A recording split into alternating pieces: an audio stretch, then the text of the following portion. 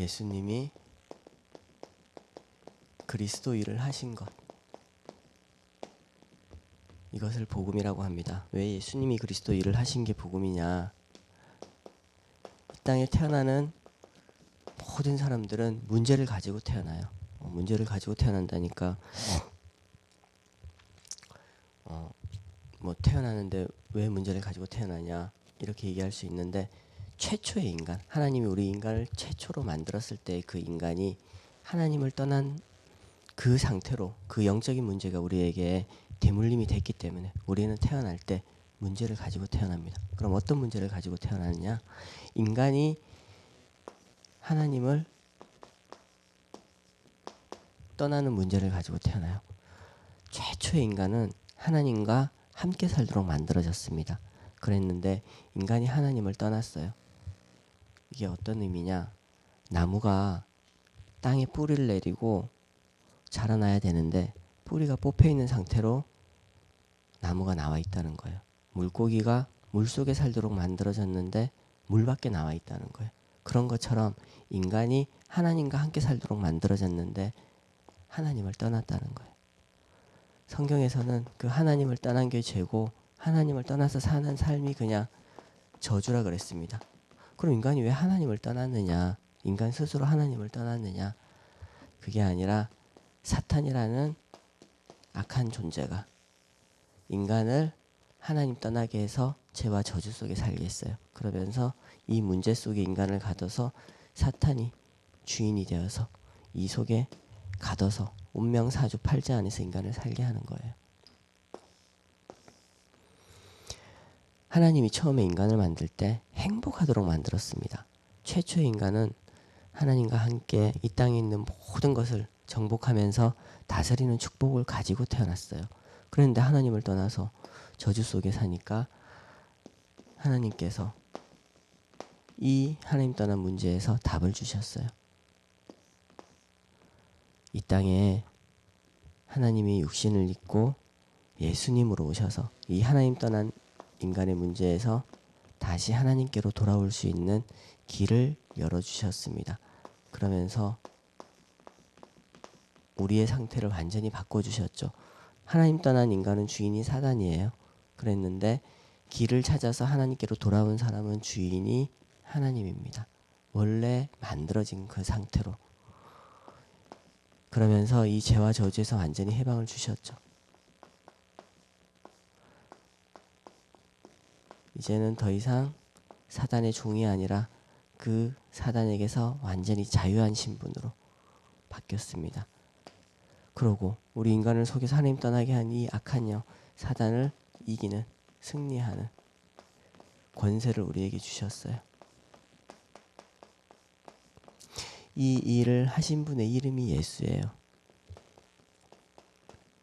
예수님이 이 땅에 오셔서 길, 해방, 승리, 왕, 선지자, 제사장 이 하신 일을 그리스도 일이라고 합니다. 그래서 예수님이 그리스도 일을 하신 게 복음입니다. 마태복음 16장 16절에 시몬 베드로가 신앙 고백했죠. 주는 그리스도시요 살아계신 하나님의 아들이십니다.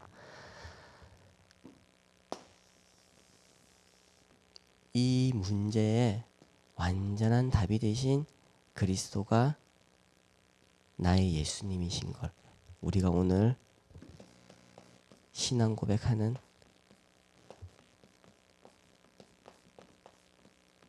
그런 하루가 되기를 기도합니다. 그러면서 우리가 또 이번 주 한 주 동안 계속 집중하면서 기도했던 한 단어, 적용기도, 세팅. 자, 세팅을 말씀하시면서 아침과 낮과 밤에 우리가 하나님 앞에서 상구산 기도로 시작해서 정말로 우리가 저녁에는 집중, 몰입, 평안이라 그랬죠.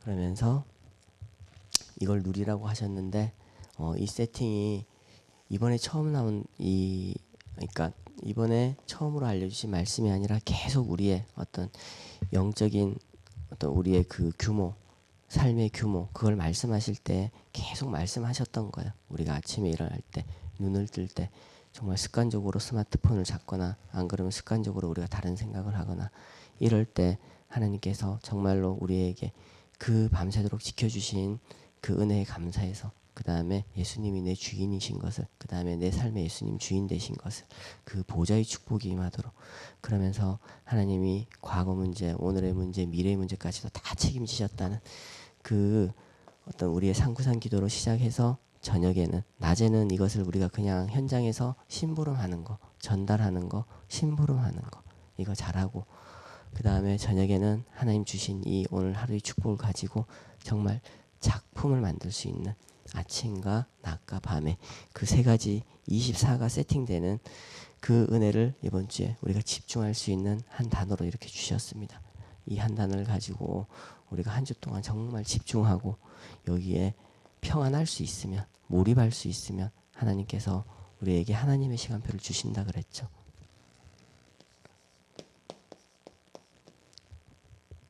죄송합니다. 산제사 영적 예배.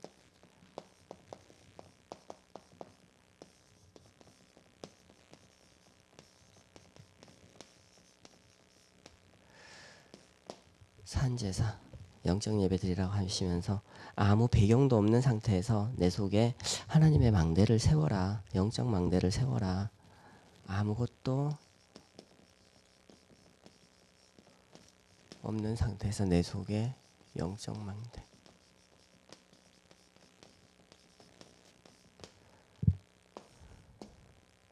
칠미션. 전혀 가진 것 없는 상태에서 삶 속에 하나님의 7미션의 망대를 세워라. 이거 말씀하시면서 다락방 안에 참 많은 숫자가 있다고 말씀하셨는데, 하나님께서 또 이번에 7가지 미션을 집중하라고 이렇게 또 7미션의 망대를 세우라고 말씀을 주셨습니다. 그리고 세 번째로는 어떤 핍박 속에서도 하나님이 주신 비밀의 망대, 미래의 망대. 핍박 속에서도 비밀의 망대, 미래의 망대를 세워라.